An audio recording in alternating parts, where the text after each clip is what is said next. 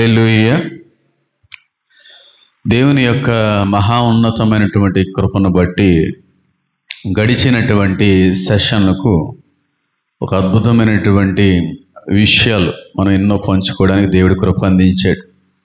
నరకం అనేటువంటిది ఎక్కడ కలుగు చేయబడింది, అది ఏ దేశ సరిహద్దులలో దేశానికి సంబంధించినటువంటి ప్రాంతంలో ఉండుండొచ్చు అనేటువంటి విషయం మీద మనం మాట్లాడుకునే ప్రయత్నం చేసాం. అయితే ఈ రోజున ఒక అద్భుతమైనటువంటి విషయాన్ని మీ అందరితో కూడా నేను పంచుకోవడానికి ఇష్టపడుతున్నాను. వాస్తవానికి ఈ విషయం మీద చాలామంది చాలా రకాలైనటువంటి బోధలు చేసే ఉండొచ్చు, చాలా రకాలైన వివరణలు కూడా ఇచ్చి ఉండొచ్చు. కానీ వారు ఇచ్చిన వివరణ కావచ్చు, వారి యొక్క బోధలు కావచ్చు, ఈరోజు నేను ఇచ్చేటువంటి వివరణకి భిన్నంగానే కాదు కానీ చాలా వ్యతిరేకంగా ఉండబోతుంది. కనుక దయించి ఎవరిని ఉద్దేశించి విమర్శించాలనే ఆలోచనతో నేను ఈ వివరణ ఇవ్వట్లేదు. కానీ నాకున్నటువంటి కొద్దిపాటి జ్ఞానాన్ని బట్టి నేను సంపాదించుకున్నటువంటి ఆ వివరణని మీతో నేను పంచుకోవడానికి నేను ఇష్టపడతా ఉన్నాను. అయితే దానికంటే కూడా ముందుగా ఒక విషయం చెప్పి నేను ముందుకు వెళ్తాను. ఏమనంటే, ప్రస్తుతం క్రైస్తవ సమాజంలో క్రైస్తువులను బలపరచడానికి ఉపయోగపడేటువంటి వాళ్ళు ఎవరన్నా ఉన్నారంటే అది క్రైస్తవ సేవకులే. సేవకులను బట్టే సంఘం అనేటువంటిది బలపడుతుంది, సేవకులను బట్టే సంఘం అనేటువంటిది దేవుని రాకడికి సిద్ధపడుతుంది. కానీ ఈ రోజున కానీ నేను చూస్తే, అంటే లేఖనానుసారంగానే జరుగుతుంది అనుకోండి, ప్రస్తుత క్రైస్తవ సేవకులుగా ఉన్నటువంటి అనేక మంది సేవకులు, అనేక మంది యొక్క బోధలో కొన్ని సందర్భాల్లో వినవలసి వచ్చినప్పుడు నాకు అనిపించింది ఏంటంటే, సాతాను చాలా బలంగా వాడేసుకుంటున్నాడు. సాతాను ఒకప్పుడు ఏంటి, వాడు ఎప్పుడూ కూడా వాడుకునేది క్రైస్తవుడినే, దేవుని యొక్క బిడ్డల మీదే వాడి దృష్టి ఎక్కువ ఉంటుంది అనేటువంటిది లేఖనాల్లో చాలా సందర్భాల్లో మనం గమనించాం. అయితే నేను ఏం చెప్పాలనుకుంటున్నానంటే, ప్రస్తుత ఈ ఆఖరి రోజుల్లో అబద్ధ బోధ అనేటువంటి చాలా ఎక్కువైపోయింది. అవి ఎక్కువైపోతాయని దేవుడు కూడా చెప్పుకొని వచ్చాడు. నా పేరట ఎంతోమంది అబద్ధ బోధకులు వస్తారో అని క్లియర్గా చెప్పేశాడు. కాబట్టి గొర్రె తోలు కప్పుకున్నటువంటి తోడేళ్ళు అనేటువంటివి కూడా వస్తాయనేటువంటి విషయాన్ని కూడా డైరెక్ట్గా చెప్పాడు.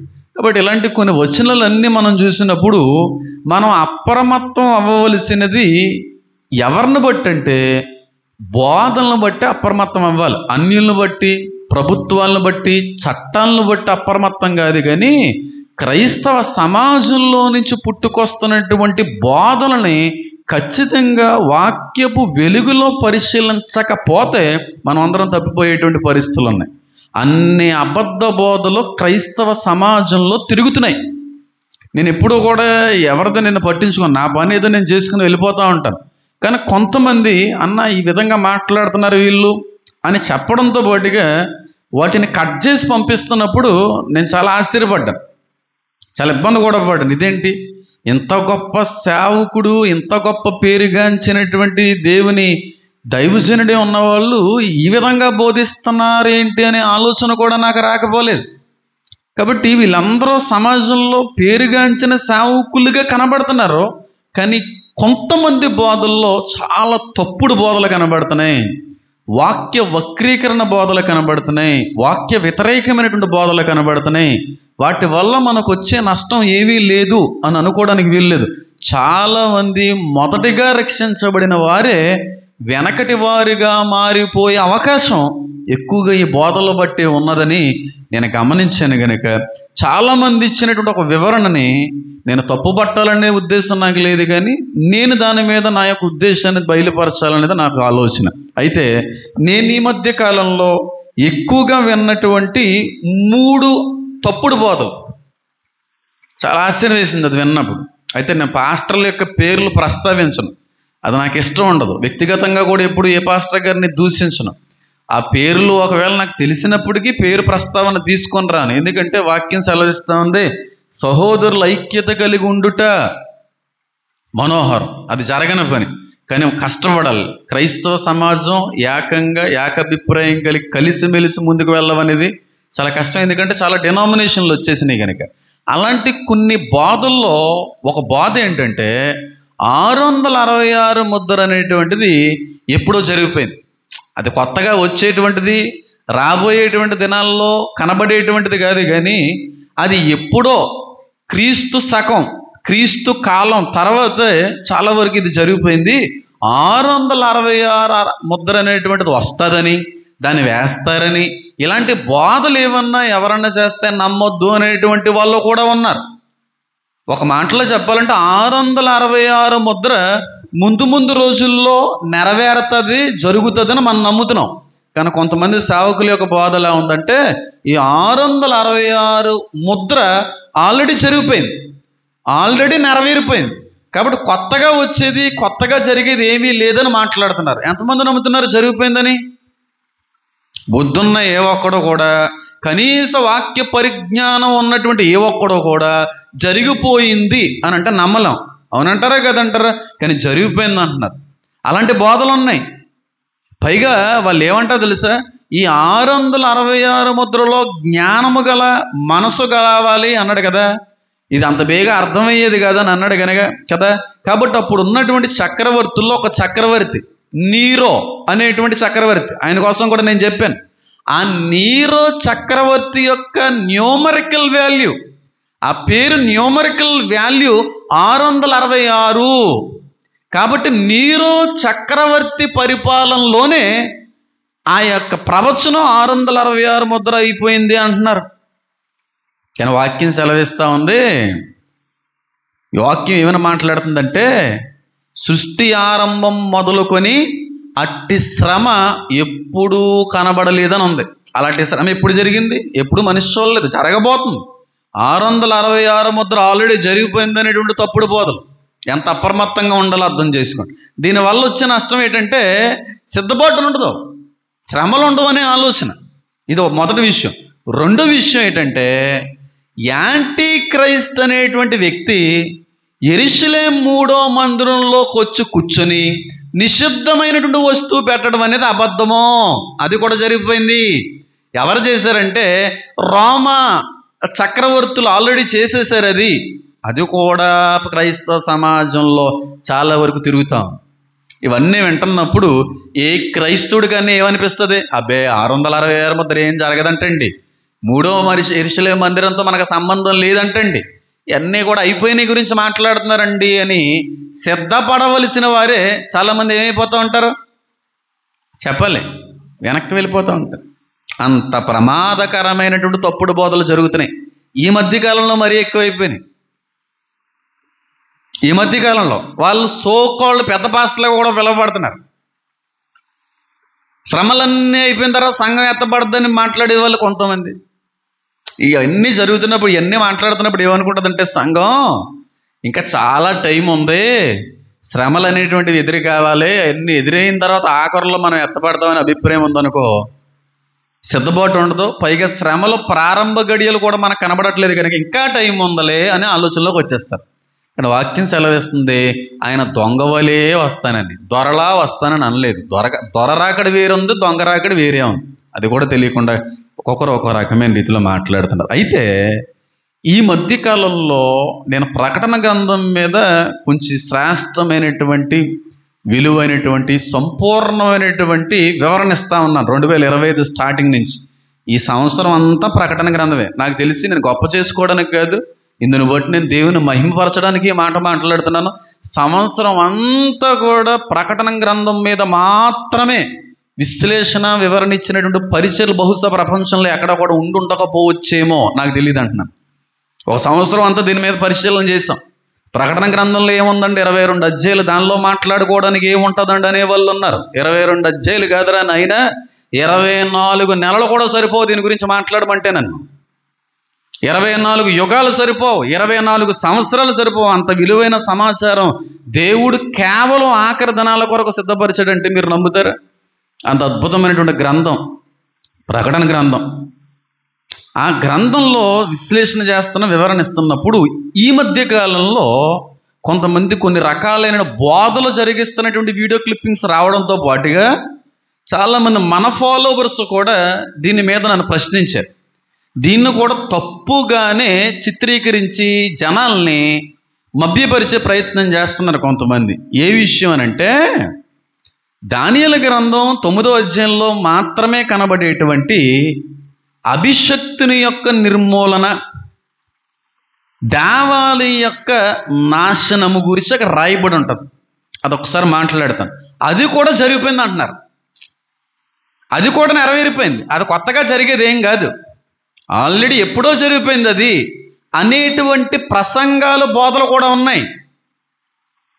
ఆ సబ్జెక్ట్ నుంచి ఒకరు రీసెంట్గా నన్ను ఒక ప్రశ్న అడిగారు.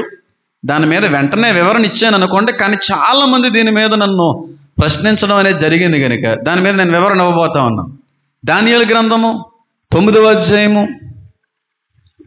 24 నుండి ఆఖరి 27 వచనాల వరకు కానీ మనం చూసినట్టయితే 4 వచనాలు. ఈ 4 వచనాల్లో ఒక అద్భుతమైనటువంటి కాంటెక్స్ట్, ఒక సబ్జెక్ట్ అనేటువంటిది కనబడతా ఉంటుంది. ఇది జరగవలసినటువంటి ప్రవచనము. నేను చదువుతున్నాను, జాగ్రత్తగా గమనించండి. దీని మీద చాలామంది ఇప్పుడు చూసేటువంటి వ్యక్తులు కూడా సందేహం ఉండొచ్చు. ఏమనంటే ఇదంతా యాంటీ క్రైస్ట్కి, క్రీస్తు విరోధికి పోల్చి మాట్లాడుతుంటారో తప్పది. అది రోమన్ చక్రవర్తి పరిపాలనలో నెరవేరిపోయింది. వచ్చే 7 సంవత్సరాల సంధి చేయడం, ఆ మందిరాన్ని నాశనం చేయడం, ఇదంతా జరిగిపోయిందని చాలామంది అనుకుంటూ ఉంటారు. అది కరెక్ట్ కాదని మరొకసారి రుజువుపరచడానికి చిన్న క్లారిఫికేషన్ నాకు తెలిసి ఎవరు ఇచ్చుండరో దాని మీద నేను మాట్లాడతాను. 24వ వచనం, తిరుగుబాటును మాన్పుటకును, పాపము నివారణ చేయుటకును, దోషము నిమిత్తం ప్రాయశ్చిత్తము చేయుటకును, యుగాంతం వరకు ఉండునట్టి నీతిని బయలుపరచుటకును, దర్శనమును ప్రవచనమును ముద్రించుటకును, అతి పరిశుద్ధ స్థలమును అభిషేకించుటకును, నీ జనమునకును పరిశుద్ధ పట్టణమునకును 70 వారములు విధింపబడును. యెరూషలేమును మరలా కట్టించవచ్చున ఆజ్ఞ బయలుదేరిన సమయం మొదలుకొని అభిషక్తులకు అధిపతి వచ్చే వరకు 7 వారములు పట్టినని స్పష్టముగా గ్రహించము. 62 వారములు తొందరగల సమయములందు పట్టణపు రాజవీధులను కంచకములను మరలా కట్టబడును. ఈ 62 వారములు జరిగిన వెంబట ఏమీ లేకుండా అభిషక్తుడు నిర్మూలన చేయబడును. వచ్చునట్టి రాజు యొక్క ప్రజలు పవిత్ర పట్టణమును పరిశుద్ధాలయమును నశింపజేయుదురు. వాని అంతము హఠాత్తుగా వచ్చును, మరియు యుద్ధ కాలాంతం వరకు నాశనము జరిగిన నిర్ణయింపబడిను. అతడు 1 వారమునకు అనేకుల నిబంధన స్థిరపరచును. అర్ధవారం బలిని నైవేద్యము నిలిపివేయను. హేయమైనది నిలిచే వరకు నాశనము చేయవాడు వచ్చును. నాశనము చేయవనికి రావాలని నిర్ణయించిన నాశనం ముగించే వరకు. చెప్పండి, ఇలాగూ జరుగును అనేటువంటి మాట ఆ చోట కనబడతాం. అక్కడ అంతా కూడా యాంటీ క్రైస్ట్ కోసమే మాట్లాడబడింది. అంత్య దినాల్లో, చివరి దినాల్లో జరిగేటువంటి విషయం గురించి మాత్రమే అక్కడ రాయబడింది. కానీ చాలామంది ఏమంటారంటే ఇది రోమన్ కాలంలో నెరవేరిపోయింది. ఎందుకంటారా? చూడండి, వచ్చినట్టి రాజు యొక్క ప్రజలు పవిత్ర పట్టణమును పరిశుద్ధ ఆలయమును ఏం చేస్తారంట? నశింపజేయుదురు. వచ్చినట్టు రాజు యొక్క ప్రజలు పరిశుద్ధ ఆలయాన్ని ఏం చేస్తారు? నాశనం చేస్తారు అనేటువంటి మాట ఉంది.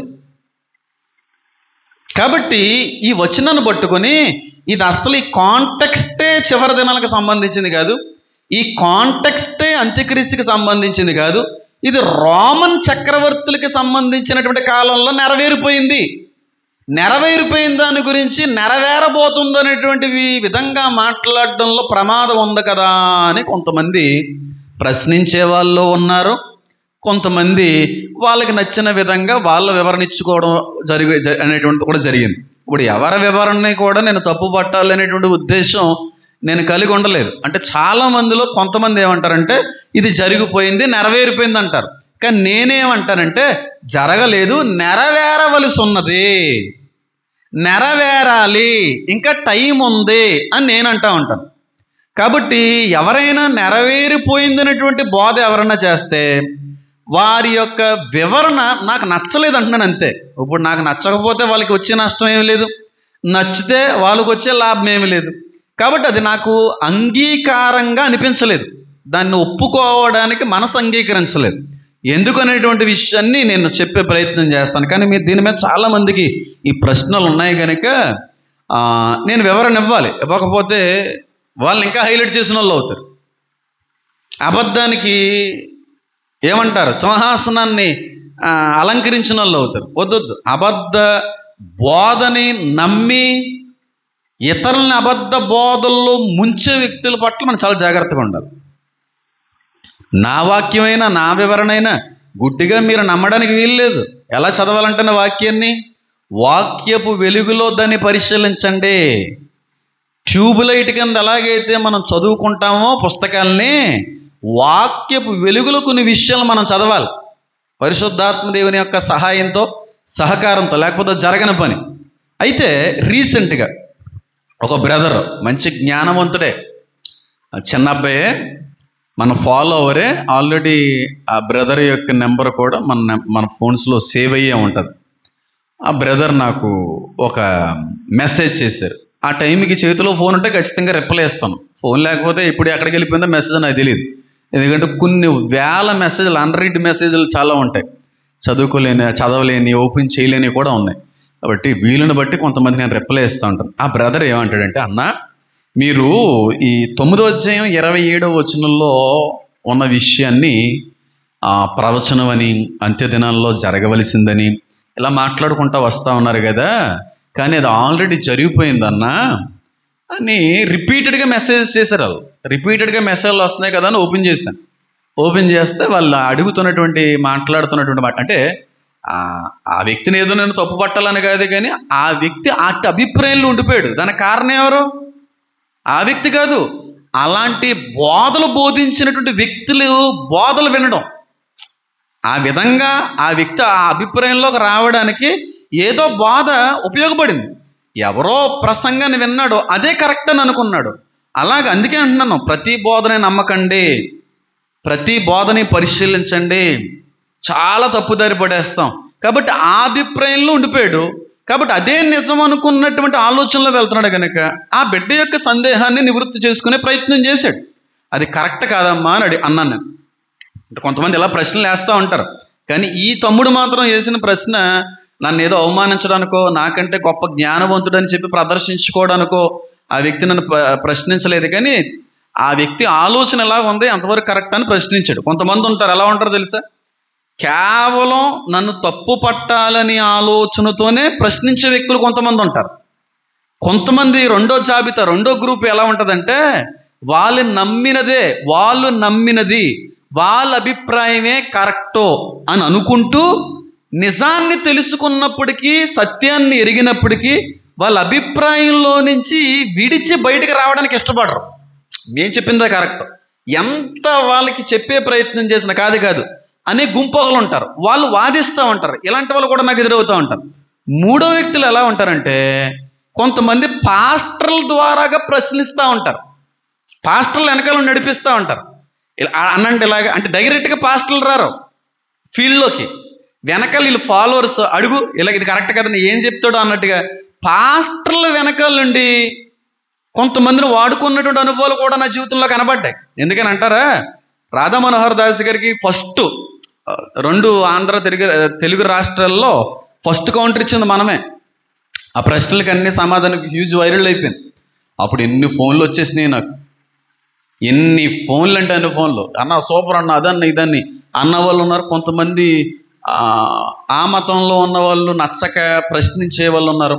కొంతమంది ఎలా తెలుసా, క్రైస్తవులే పాస్టర్లు ఫోన్ చేయమంటే చేయించిన వాళ్ళు చాలా జ్ఞానయుక్తంగా మాట్లాడారు. కానీ 1-2 ఫోన్ నెంబర్స్ నాకు కొంచెం తేడా కొట్టింది. తర్వాత ఎంక్వైరీ చేయించాను.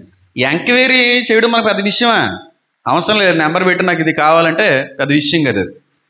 ఆ వ్యక్తి నాకు చేసిన ఒక ఆవిడ హైదరాబాద్ అని చెప్పారు ఆవిడ, కానీ కాదు, పేరు కూడా నేను చెప్పను. బ్లాక్ లిస్ట్లోకి వెళ్ళిపోయిన తర్వాత చేసిన వ్యక్తి తర్వాత ఒక పాస్టర్ గారి నెంబర్కి ఫోన్ చేసింది. పెద్ద పాస్టర్ గారు, పేరు చెప్పాలనుకోవట్లేదులే. అంటే ఒక సేవకుడు పైకి రావడం అనేది నచ్చని సేవకులు కూడా ఉన్నారు. నిజం, కొంతమంది పాస్టర్లు కూడా చేయిస్తుంటారు వాళ్ళ టీం నుంచి, వాళ్ళ ఫెలోషిప్ నుంచి, వాళ్ళ సహవాసం నుంచి కొంతమందితో బ్యాడ్ చేయడానికి. చాలా ఎంత బాగా మాట్లాడిందో, సూపర్ అన్న, మీ పేరంటే నాకు ఇష్టం అన్న, అదన్నా ఇదన్నా ఇదే చెప్పచ్చు. నాకు ఏదో తేడా కొడతాను. తర్వాత అర్థమైంది ఏంటంటే, వీడి కాల్ అంతా కూడా మళ్ళీ వేరే పాస్టర్ గారితో మాట్లాడడం, అదంతా చూసిన తర్వాత చాలా గొప్ప వాళ్ళు ఉంటారు రా బాబు అని అనిపించింది. అప్పుడు ఈ రకమైనటువంటి గ్రూప్స్ కూడా ఉంటాయి. కానీ ఈ బ్రదరు ఆ 3 గ్రూపులకి సంబంధించినట్టు కాదు, ఎక్కడో ఏదో ప్రసంగం విన్నాడు, విన్న తర్వాత అదే నిజం అనేటువంటి భ్రమలో వెళ్ళిపోతున్నాడు. వెళ్ళిపోయేటువంటి క్రమంలో మన మెసేజ్లో కొన్ని విన్నట్టున్నాడు. విన్న తర్వాత ఆయన ప్రశ్నించాడు అన్నమాట. ఏమని ప్రశ్నించాడంటే, పేరు నేను చెప్పను కానీ ఆయన ఏమని పంపించారో చెప్తాను చూడండి. ఈ విషయం మీదే చాలా గమ్మత్తేసింది. అన్న ఒక డౌటు, 7 years శాంత నిబంధన కుదురుస్తాడని కొత్త నిబంధనలో ఎక్కడన్నా ఉందా అని పెట్టి, తర్వాత దానియేలు 9:27 is referring to Jewish and Roman war. నేను చెప్పాను కదా, దానియేలు 9:27లో జరిగింది అంత్యదినానికి సంబంధించినటువంటిది కాదన్నా, రోమన్లకి యూదులకి మధ్యనటువంటి జరిగినటువంటి 68-73 మధ్యన జరిగినటువంటి యుద్ధానికి సంబంధించింది. అది ఆల్రెడీ నెరవేరిపోయింది. ఆ టైంలోనే కదా మందిరాన్ని కూల్చేశారు అని అంటాడు అబ్బాయి. మరి బైబిల్లో కూడా అదే ఉంది కదా, 9:25, 26లో ఏమనుంది? వచ్చి పరిశుద్ధాలయం ఏం చేస్తాడనుంది? నాశనం చేస్తాడని ఉంది. కాబట్టి జరిగిపోయింది. అది కొత్తగా జరగవలసింది ఏది కాదు, జరిగిపోయింది. దాని గురించి ఎందుకు ఇలా మాట్లాడుతున్నారండి అని చెప్పి మనం అందరం దానియేలు 9:27 ఎండ్ టైమ్స్లో అనుకున్నాం, బట్ ఆల్రెడీ జరిగిపోయింది కదా అని పంపించాడు. అప్పుడు నేను ఏమైనా రిప్లై ఇచ్చానంటే, ఏ రోమన్ చక్రవర్తి ఆధ్వర్యంలో నాయకత్వంలో అది జరిగింది తమ్ముడు అని పంపించాను. ఆ తమ్ముడు ఏమని పంపించాడంటే టైటస్ అన్నాడు. టైటస్ అనేటువంటి రోమన్ చక్రవర్తి 2వ యెరూషలేము దేవాలయాన్ని కూల్చేశాడు క్రీస్తు శకం తర్వాత. ఆ చక్రవర్తి కూల్చేశాడు.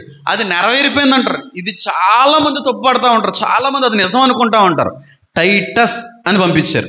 అప్పుడు నేనేమని పంపించానంటే, ఏ సంవత్సరంలో టైటస్ వచ్చి మందిరాన్ని కూల్చేశాడు తమ్ముడు అని అన్నాను. అంటే ఆయన అంటాడు కదా, 70-73 ఏడీలో టైటస్ అన్న, 66 ఏడీలో నీరో అన్న, 67 నుంచి 69 మధ్యలో వెస్పాసియన్ ఎంపరర్ అన్న అని 3 పేర్లు చెప్పాడు. ఇంతకీ ముగ్గురులో ఎవరనేటువంటి అభిప్రాయం లేదు. అంటే వాళ్ళు వీళ్ళు చెప్పి చరిత్ర చెప్పేదే. ఏమంటున్నారు చూడండి, 70-73లో టైటస్ వచ్చి ఉండొచ్చు అని చెప్పి అంటున్నారు. రోమన్ చక్రవర్తులు కూల్చేశారన్న. అప్పుడు నేను ఏమని చెప్పానంటే, ఫస్ట్ ఏమో నువ్వు టైటస్ అన్నావు, తర్వాత ఏమో మళ్ళీ 2 పేర్లు మళ్ళీ తగిలేస్తున్నాం, మీరు బాగా రీసెర్చ్ చేసి చెప్పండి తమ్ముడు అని చెప్పాను. అప్పుడు ఆ వ్యక్తి ఏమన్నాడంటే, 73లోనే దాన్ని 66-73లో మధ్యలోనే 70వ సంవత్సరంలో దాన్ని కూల్చేయడం అనేటువంటిది జరిగిందన్నది నిజం అన్నారు. అయితే అదే తమ్ముడు ఎవరు కూల్చారో పేరు కరెక్ట్గా నువ్వు చెప్తే దాన్ని బట్టి నేను చెప్తాను కదా అంటే 3 పేర్లు చెప్పారు. మళ్ళీ తమ్ముడు కరెక్ట్గా చెప్పు అంటే ఆ వ్యక్తి ఏం చెప్పాడంటే నీరో అన్నాడు. ఫస్ట్ టైటస్ అన్నాడు, తర్వాత నీరో అన్నాడు. అప్పుడు నేను అన్నానంటే, ఒకసారి గూగుల్లో లేకపోతే ఎక్కడన్నా పరిశీలించి చేసుకో తమ్ముడు అన్నాను. లేదన్నా నేను సెర్చ్ చేసి నేను మళ్ళీ చెప్తానన్నా అంటే నీరో చక్రవర్తి అన్నాడు. అప్పుడు నేను ఏమన్నానంటే, నీరో ఎప్పుడు చచ్చిపోయాడు తమ్ముడు అన్నాను. 68 AD అన్నయ్య అన్నాడు. మందిరం ఎప్పుడు కూలిపోయింది తమ్ముడు అన్నాను. 70 AD అన్నయ్య. అంటే మరి నీరో మందిరం కూలిపోయే దానికంటే 2 సంవత్సరాల ముందు చచ్చిపోయాడు. మళ్ళీ 2 సంవత్సరాల తర్వాత వచ్చి ఎలా కూలిస్తాడు? నీరో కాదన్నయ్య. మరి ఎవరు? 70వ సంవత్సరంలోనే జరిగింది. టైటస్ ఏ ఉంటాడు అని చెప్పి మళ్ళీ ఇలా మాట్లాడుకుంటూ సమాధానం చెప్పి చివరికి టైటస్ అన్నాడు. టైటస్ ఎప్పుడు చచ్చిపోయాడు తమ్ముడు అని అడిగాను. టైటస్ ఎప్పుడు చచ్చిపోయాడు తమ్ముడు అంటే, ఆ టైటస్ ఎప్పుడు ఇలాగ ఎర్రగొట్టారు తమ్ముడు అని అంటే, 70 ADలో టైటస్ వచ్చే ఏదైనా నాశనం చేశాడన్నా అన్నాడు. టైటస్సే కదా, 100% టైటస్సే కదా అని అంటే టైటస్సేనన్నా అన్నాడు. చాలా మంది ఇదే అనుకుంటున్నారు. టైటస్ అనేటువంటి చక్రవర్తే వచ్చి 2వ యెరూషలేము కూల్చేశాడు కనుక అది అయిపోయిందని చెప్పి అనుకుంటా ఉంటారు చరిత్రను బట్టి. అందుకని అంటాను, గూగుల్ నమ్మకండి, చరిత్ర పుస్తకాలను కూడా నమ్మకండి. నేను అస్సలు బైబిల్ తప్ప అవుట్ ఆఫ్ బైబిల్ మ్యాక్సిమం నేను వెళ్ళే ప్రసక్తి అస్సలు నమ్మను. ఎందుకంటే ఒక్కొక్కడు ఒక్కో రకమైన వివరణ ఇస్తాడు. సరే, టైటస్ అనేటువంటి చక్రవర్తి వచ్చి 70 ADలో 2వ యెరూషలేము దేవాలయం కూల్చివేయడం నిజం, చరిత్ర చెప్తుంది. అదే నిజమైతే దానియేలు గ్రంథం 9వ అధ్యాయం 26లో ఏమన్నా తెలుసా? ఏ రాజు అయితే వచ్చి పరిశుద్ధాలయముని నాశనం చేస్తాడో వారి నాశనము హఠాత్తుగా జరగనుంది. ఇది సింపుల్, పెద్ద క్లారిఫికేషన్ ఇవ్వట్లేదు. అంటే ఏ రాజు అయితే వచ్చి రెండో యెరూషలేము దేవాలయాన్ని ఈ దేవాలయాన్ని కూల్చాడో ఆ దేవాలయాన్ని కూల్చినటువంటి రాజు నాశనం వెంటనే జరుగుతుందని ఉంది. ఉందా లేదా అక్కడ? ఉందా లేదా అక్కడ? చెప్పండి, ఏముందో చూడండి. అక్కడ చూడండి, వచ్చినట్టు రాజు యొక్క ప్రజలు పవిత్ర పట్టణమును పరిశుద్ధ ఆలయమును నశింపజేయుదురు. వాని అంతము ఎలా వస్తుందంట? హఠాత్తుగా వస్తుంది. ఒకవేళ నిజంగా టైటస్కి సంబంధించిందని అయితే టైటస్ 70వ సంవత్సరంలో మందిరాన్ని కూలిస్తే ఆ వ్యక్తి ఇంకా 11 సంవత్సరాలు బతికాడు. 11 సంవత్సరాలు కూల్చిన తర్వాత ఇంకా బతికాడు. కానీ వాక్యం ఏం చెప్తుంది తెలుసా? ఎవరైతే వచ్చి పరిశుద్ధ ఆలయం నాశనం చేస్తారో వాళ్ళ నాశనం ఎలా ఉంటుందంట? వెంటనే. లైక్ ఏ ఫ్లడ్ అని ఉంటుంది ట్రాన్స్లేషన్స్లో. లైక్ ఏ ఫ్లడ్ అంటే, ఫ్లడ్ అంటే ఏంటి తెలుగులో? వరద ఎలా వస్తుంది? టైం తీసుకుంటుంది వరద రావడానికి. అక్కడున్న వరద ఇక్కడ రావడానికి సెకండ్లలో జరిగిపోద్ది. హఠాత్తుగా జరుగుతుంది నాశనం. కానీ టైటస్కి అది వర్తిస్తే చాలామంది మాట్లాడుతున్నట్టుగా ఇది టైటస్ కాలానికి సంబంధించినటువంటి మాట నెరవేరిపోయింది. అయితే టైటస్ హఠాత్తుగా మరణించలేదు. ఈ దేవాలయాన్ని నాశనం చేసిన 11 సంవత్సరాలు బ్రతికాడు ఇంకా. కాబట్టి ఇది టైటస్ విషయంలో నెరవేరలేదు కదా? నెరవేరిందా? నెరవేరలేదు. నెరవేరాలి. ఇది చిన్న క్లారిఫికేషను. ఇంకా క్లారిఫికేషన్ ఏమంటే ఒక 10 చెప్తాను ఇలాంటి కారణాలు. టైటస్ కాదు. మరి ఎవరా వ్యక్తి? వస్తాడు. ఇంకా టైం ఉంది, ఇంకా చాలా టైం ఉంది. చాలా టైం ఉందని అనకూడదు. మందిరం నిర్మాణం జరగాలి, జరిగిన తర్వాత ఇదంతా జరుగుతుంది. ఇదంతా కూడా జరిగింది, జరిగేది కాదు, జరగబోయేది, జరిగిపోయింది కాదు. చాలామంది టైటస్ అనుకున్న వాళ్ళు ఎవరంటే నేను కూడా అలాగ అనుకున్నానన్న వాళ్ళు కమెంట్ చేయండి. నిజమే, మేము కూడా అలా అనుకున్నామని అని. ఎవరన్నా ఇలాంటి బాధలు చేసినా, ఎవరన్నా ఈ విధమైనటువంటి ప్రశ్నలు మీరు పంపినా, మరి హఠాత్తుగా నాశనం అవ్వలేదు కదా టైటస్ కాలంలో నెరవేరిపోతే మరి హఠాత్తుగా టైటస్ నాశనం అవ్వలేదు కదా, 11 సంవత్సరాలు ఎలా బతికాడు అని అడగండి. అప్పుడు వాళ్ళకి సరదా తీరిపోతుంది. మళ్ళీ ఇంకో రెండో మాట రాదు. ఇష్టం వీళ్ళు ఎలా ఉంటారంటే అండి, ఎవరో రాసిన పుస్తకాలు చదివేస్తారు, ఎవరో రాసిన చెప్పిన ప్రసంగాలు వినేస్తారు. ఈ గూగుల్లో ఇవన్నీ సేకరించి ఇలా ముందుకు వస్తే ఇలాగే అయిపోద్ది. పంచర్ పడిపోద్ది టైర్లకి, సరైనడు తగలక. ఎవరో రాసిన ప్రసంగాలు విని ప్రసంగాలు చేయకండి. ఎవరో రాసిన పుస్తకాలు చదివి మేము జ్ఞానులను అనుకోకండి. దేవుడు ఇస్తే తప్ప లేఖనాలని ఎవరికి బోధించకండి. నేను అది చెప్పాలనుకున్నా. ఎవరో చెప్పారు అదే నమ్మి పట్టుకుని మిగతా వాళ్ళని కూడా ఏం చేస్తున్నారు? నాశనం. ఒక చిన్న క్లారిఫికేషను, ఈ పరిశుద్ధ ఆలయమును నాశనం చేయడానికి వచ్చిన వాడి యొక్క అంతం హఠాత్తుగా ఉందనా లేదా? వెంటనే జరిగిపోద్దాను కదా నాశనం. మరి టైటస్ 11 సంవత్సరాలు ఎలా బతికాడు? ఇంకానే వాళ్ళ పిల్లల తర్వాత ఎలాగా మళ్ళీ ఆ వంశవుల నుంచి వచ్చి మళ్ళీ నాయకులుగా ఎలా చలామణి అయ్యారు? తర్వాత రాజ్యాన్ని ఎలా పరిపాలించారు? వాళ్ళందరూ నాశనం అయిపోలేదే. కాబట్టి ఇది ఇంకా జరగలేదు, జరిగిపోయిందని చెప్పి టైటస్కి 2 యెరూషలేము దేవాలయానికి ఎవరన్నా లింక్ చేస్తే తప్పుడు బోధ. కొట్టండి అంతే, 100%. చాలామందికి ఈ విషయంలో క్లారిఫికేషన్ వచ్చేసిందని నేను అనుకుంటున్నాను.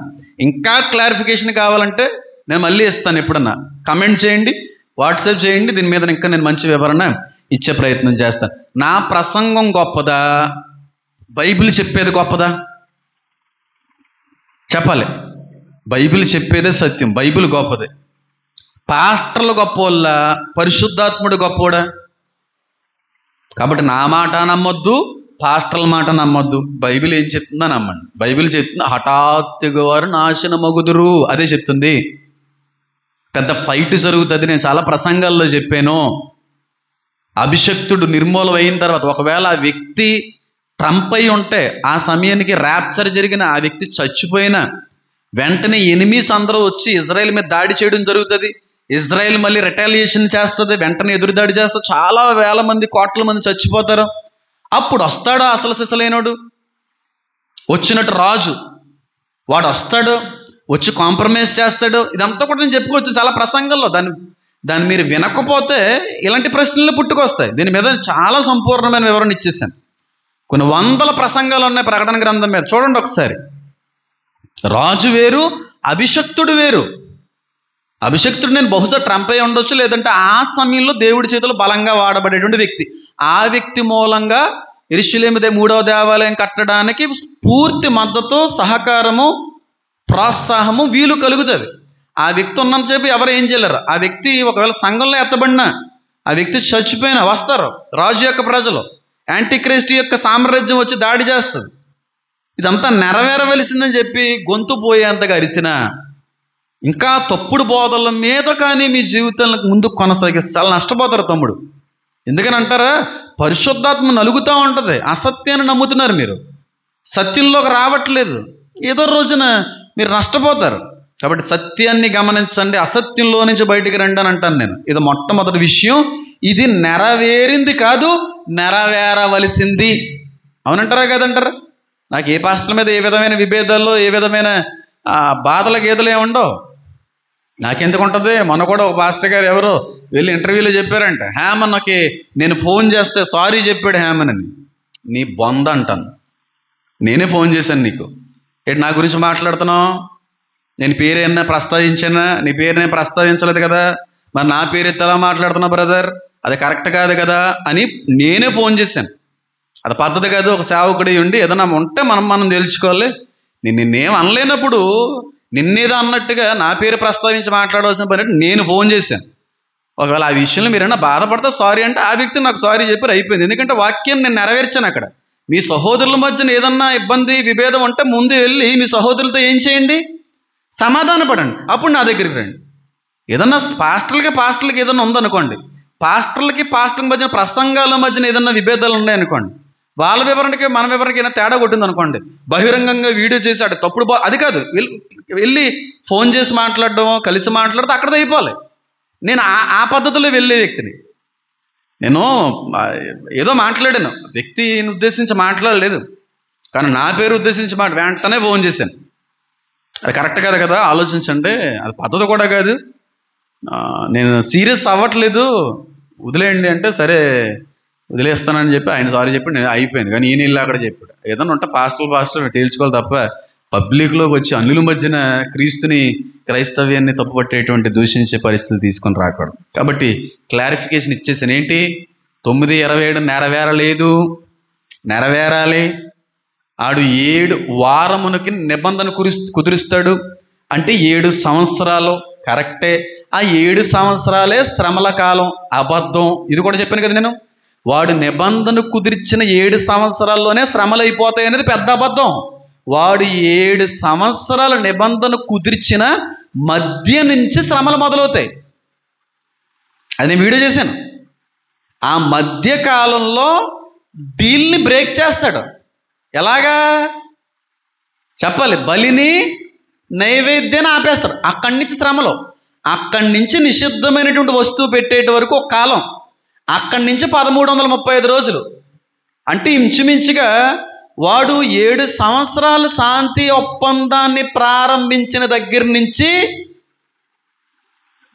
టోటల్ 9 years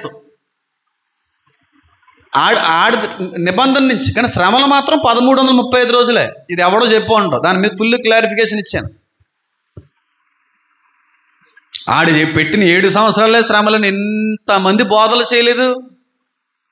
ఆ 7 సంవత్సరాలే శ్రమకాలం పెద్ద అబద్ధం. అది కాదు. మధ్య నుంచి శ్రమలు మొదలవుతాయి. పెద్ద వివరణ ఇచ్చింది దాని మీద, అద్భుతమైన వివరణ దేవుని మూలంగా. ఇది మొట్టమొదటి క్లారిఫికేషన్. ఇంకా అందులో సందేహం అనేది లేదు. అలాగే ఇలా ప్రశ్నించే వాళ్ళు ఎవరైనా ఉంటే ఇంకొకటి ఏంటంటే, ఎక్కడైనా కొత్త నిబంధనలో కానీ పాత నిబంధనలో కానీ 3వ యెరూషలేము దేవాలయం నాశనం అవుతుంది అనే మాట ఎక్కడ ఉందా? 3వ యెరూషలేము దేవాలయం నాశనం అవుతుంది అనే మాట ఎక్కడన్నా ఉందా బైబిల్ అంతట్లో? 3వ యెరూషలేము దేవాలయం కడుతున్నారు కదా, దాన్ని కూడా పాడు చేసేస్తారో, బయటి వాళ్ళు వచ్చనే మాట ఎక్కడన్నా ఉందా? లేదు, ఎక్కడ లేదు. నేను కూడా ఎప్పుడు అలాగ అనలేదు, గొడవ జరుగుతుంది అన్నాను అంతే.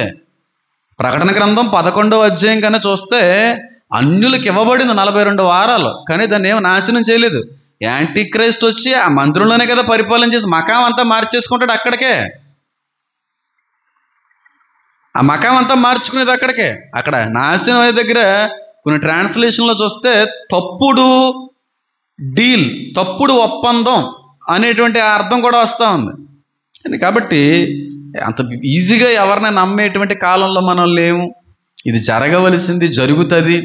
యాంటీ క్రైస్ట్ బయటికి బయలుపరచబడేటువంటి దినాల్లో మనం ఉన్నాము, అంత్య దినాల్లో ఉన్నాం.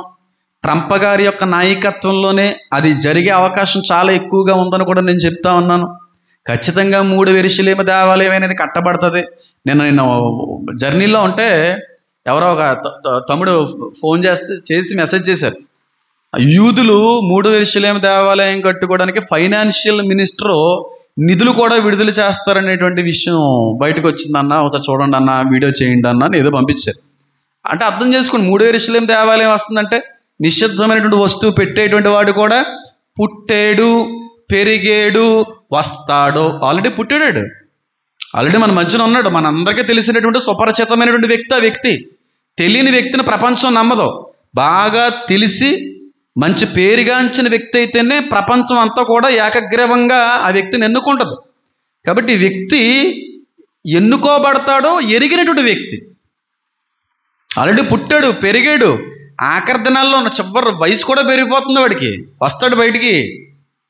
సంఘం ఎత్తబడుతుంది. ఎత్తబడిన తర్వాత అందరి కళ్ళు, ఇలాంటి బోధలు చేసిన వాళ్ళు, క్రీస్తుని విమర్శించిన వాళ్ళు కళ్ళు పెద్ద పెద్దవి అయిపోతాయి. అప్పుడు మన వీడియోస్ అన్నీ మార్గదర్శిగా ఉపయోగపడతాయి. ఎలాగంటే యూదులకి శ్రమకాలంలో ప్రకటన గ్రంథం ఎలాగైతే మ్యాప్లాగా ఉపయోగపడుతుందో, మార్గదర్శిగా ఉపయోగపడుతుందో, నాకు తెలిసి తెలుగు 2 రాష్ట్రాల క్రైస్తవులకి, విడవబడిన క్రైస్తవులకి, మిగిలిన వాళ్ళందరికీ ఈ 2025లో మనం ఇచ్చినటువంటి ప్రకటన గ్రంథ ధ్యానాల్లో ఒక మార్గదర్శిగా, ఒక మ్యాప్లా ఉపయోగపడతాయి. యూదులకి శ్రమకాలంలో మ్యాప్ ఏంటంటే ప్రకటన గ్రంథమే. ఇది పట్టుకుని తిరుగుతారు ఎక్కడికి వెళ్ళినా. తర్వాత ఏం జరుగుతుంది, తర్వాత దేవుడు మనల్ని ఎలా కాపాడుతాడు, ఇదంతా మ్యాప్ ప్రకటన గ్రంథం. యూదులకి లాస్ట్లో ఉపయోగపడే మ్యాప్ అది. కాబట్టి మనం చాలా దగ్గరలో ఉన్నాం. చాలా చాలా భయంకరమైన అబద్ధ బోధలు మళ్ళీ వస్తాయి. మళ్ళీ చెప్తున్నాను చూడండి, ఇప్పుడు ఇవన్నీ చిన్న చిన్నయే. ఎన్నికలో ఉన్నవారు, ఏర్పాటులో ఉన్నవారు సైతం తప్పిపోయేటువంటి బోధలు పుట్టబోతున్నాయి ముందు రోజుల్లో. అంత నమ్మశక్యమైనటువంటి బోధలు కొన్ని బయటికి రాబోతున్నాయి. మీరు చూస్తుండండి, క్రైస్తవులే తప్పిపోతారు, రక్షణ పొందుకున్న వాళ్ళు తప్పిపోతారు. అలాంటి బోధలు బోధించేటువంటి వ్యక్తుల్ని సాతాను లేపబోతున్నాడు. ఆలోచించేయండి. మనం చాలా దగ్గరలో ఉన్నాం, సిద్ధపడాలి. దేవుని యొక్క రాకడని ఎదుర్కోగలిగేటువంటి స్థితిలో మనం ఉన్నామా లేదా అని పరీక్షించుకోవాలి. అమెరికా దేశం న్యూయార్క్ ప్రదేశంలో జరిగిన ఎలక్షన్ రిజల్ట్ చెప్తే మనం ఎంత దగ్గరలో ఉన్నామో దేవుని యొక్క రాకడికి. నేను ఎప్పటి నుంచో కొన్ని సంవత్సరాల నుంచి చెప్తున్నాను, America is going to be Islamic country అని చెప్పి. అమెరికా అనేటువంటిది ఒక ఇస్లాం కంట్రీగా మారిపోతుంది. నేను ఎన్ని సంవత్సరాల క్రితం చెప్పాను? 2.5 సంవత్సరాలు, 3 సంవత్సరాల నుంచి చెప్తున్నాను ఈ మాట. నేను క్రైస్తవ దేశమైన అమెరికా ముస్లిం దేశంగా మారిపోతుంది. అమెరికా డౌన్ఫాల్ అనేది ప్రారంభమైంది. అమెరికా పతనం అనేటువంటిది మొదలు అవ్వబోతుందని ఎన్నో సంవత్సరాల నుంచి చెప్తున్నాను ఈ మాట. నేను అవి దగ్గరికి వచ్చేసినాయి, అవన్నీ నెరవేరుతున్నాయి. నేను ఎంతగానో ఆనందించాను. ఇలాంటివి జరుగుతున్నప్పుడు కొంచెం బాధపడ్డాను, భయం కలిగింది, ఆనందం కూడా కలిగింది. ఎందుకో తెలుసా? దేవుని మూలంగా నేను పొందుకున్నటువంటి ఆ విషయాన్ని నేను నమ్మడంతో పాటుగా చాలామందికి తెలియపరిచిన అన్నీ నెరవేరుతున్నాయి. అప్పుడు దేవుని యందు మరింత విశ్వాసంలో నేను ఎదగడానికి ఉపయోగపడుతున్నాయి. నేను పలికిన ఆ మాటలు ప్రవచనాల్లో ప్రెడిక్షన్స్, ప్రాఫెసీస్ అని అన్నా కానీ దేవుడు మాట్లాడింది ఎక్కడ ఒకటి నిరర్ధకం కాదని మాత్రం రుజువుపరచబడుతుంది. అది చూడండి. నేను ఎవరో మెసేజ్ చేశారు, అన్నా మీరు చెప్పినట్టుగా ప్రపంచవ్యాప్తంగా ఆ పాపులేషన్ పెరిగిపోతుందన్నా, మీరు చాలా సందర్భాల్లో చెప్పారన్నా, మేము ఏదో అనుకున్నామన్నా, కానీ చూస్తామంటే మీరు అన్ని కరెక్ట్గా వెళ్ళిపోతున్నాయన్నా నిన్న మెసేజ్ ఎవరో బ్రదర్. నేను కాదు, దేవుడే మనల్ని సిద్ధపరుస్తున్నాడు. ఆయన సిద్ధపరచడానికి నేను ఒక పాత్రనే, ఆయన దగ్గర ఒక పనివాడిని, అంతే. ఎవరు చెప్పగలరండి? నేను సేవకున్నే కాదు, దొంగ సేవకుల జాబితాలోకి నన్ను వేసేయండి, ఏలియన్స్ అనేటువంటివి కానీ రాకపోయినా, నిజం కాకపోయినా, నేను అసలు వాక్యం చెప్పడానికి అర్హును కాదు అనేటువంటి ఒక నిర్ణయాన్ని అందరి ముందు బహిరంగంగా ఎవరు ప్రకటించగలరు? నేను ప్రకటించాను. ఎందుకంటే నేను చూసిన దర్శనాన్ని, మాట్లాడిన దేవుడి మీద, విన్న స్వరం మీద అపరిమితమైనటువంటి విశ్వాసం కలిగి ఉన్న వ్యక్తిగా నేను చెప్తున్నాను. మనం చాలా చివరి దినాల్లో ఉన్నాం. చాలా దగ్గరగా ఉన్నది దేవుని యొక్క రాకడ. ఏది తప్పదో, తప్పితే నేను దేవుణ్ణి ఖచ్చితంగా వదిలిపెట్టను, అడుగుతాను. అసలు ఆ మాట కూడా అనడం సరైంది కాదు. తప్పిపోవడమే జరగదు. 100% బైబిల్ పట్టుకుని మాట చెప్పగలను. ఏదో సేవకుడైన తర్వాత కదా, పుస్తకం తెలియకుండా, చదువులు లేని 6వ తరగతిలోనే అలాంటి దర్శనాలు అందించినటువంటి కృప దేవుడు అందించాడు. 6వ తరగతిలో చిన్న బాల్య దినాల్లో చూసినటువంటి దర్శనాలు అయ్యి. అవన్నీ చెప్తుంటే తాతయ్య గారు అంటా ఉండేవారంటే, ఇటు చాలా పెద్ద సేవకుడు అయిపోతా ఉంటే, ఈడి సేవకుడు అంటారు ఏంటి, ఈడి సేవకుడు అంటారు ఏంటి అని చెప్పి అమ్మమ్మ అనుకునేదంట. మా అమ్మగారు అనుకునేవారంట, అసలు వాక్యం చదువు, బైబిల్ ఈ చిన్నపిల్లని ఇలా అంటున్నారేంటి అని చెప్పి. పెద్దవాడు అయిన తర్వాత కూడా నాకు అదే ప్రేరేపణ ఉందేమో, అమ్మా హేమన్ బాబు పాస్టర్ అవుతాడమ్మా ఎప్పటికన్నా, గుర్తుపెట్టుకో ఈ మాటలో అని చెప్పి రాసేసిన లెటర్ డైరెక్ట్గా సంఘాలన్నిటికీ నేను రాస్తున్నా లేక, నా మనవడు సేవలోకి వస్తాడు, గుర్తుపెట్టుకుండా ఆ వ్యక్తిని గౌరవించండి అని చెప్పి. ఎంత విశ్వాసం ఉండాలి! ఎవరు నమ్మలేదు.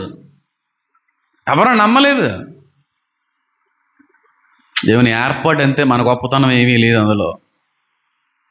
ఉన్నాం, అంత్యదినాల్లో ఉన్నాం. సిద్ధపడదాం. అనేక మందిని సిద్ధపరచగలిగేటువంటి మహా గొప్ప పాత్రలుగా మనం అందరం కూడా వాడబడదాం. ఇన్ని లక్షల రూపాయలు ఖర్చు పెట్టి, ఒక్క రూపాయి కానుక కూడా ఆశించకుండా, అన్యుల మధ్యన బహిరంగ కూడికలు ఏర్పాటు చేసేటువంటి వ్యవస్థలో సహవాసాలు ఎక్కడున్నాయమ్మా? 2-3 రోజుల్లో మన మీటింగులు జరగబోతా ఉన్నాయి. అన్యుల మధ్యన ఏది ఆశించకుండా, కేవలం ఒక్కరైనా రక్షించబడకపోతారా? ఆ తీవ్రత మీ అందరిలో కూడా కనబడాలని, మొదలవ్వాలని నేను కోరుకుంటున్నాను. మన బంధువులు ఎంతమంది లేరు, మన ఇరుగు పొరు వాళ్ళు ఎంతమంది లేరు, వాళ్ళందరినీ మనం కనీసం ఆ కూడికల్లోకైనా సరే నడిపించగలిగేటువంటి వారిగా ఉండాలి. చూసేటువంటి వ్యక్తులు కూడా ఒకవేళ కాకినాడ, సామర్లకోట పరిసర ప్రాంతాలకి సంబంధించిన దగ్గరగా ఎవరిని ఉంటే ఆ కూడికలు ఏర్పాటు చేస్తాం. ప్రతి సంవత్సరం ఏర్పాటు చేస్తాం. నేను అది నోటిఫికేషన్ కూడా ఇస్తాను మీకు. వీలైతే మీరు అందరూ కూడా పాలు పంచుకోవడానికి ప్రయత్నం చేయండి. కళ్ళు మూసుకుందాం, చిన్న ప్రార్థన చేసుకుందాం. నా దేవా, నా తండ్రి, నా ప్రభు, మీ వందనాలు, స్తుతులు.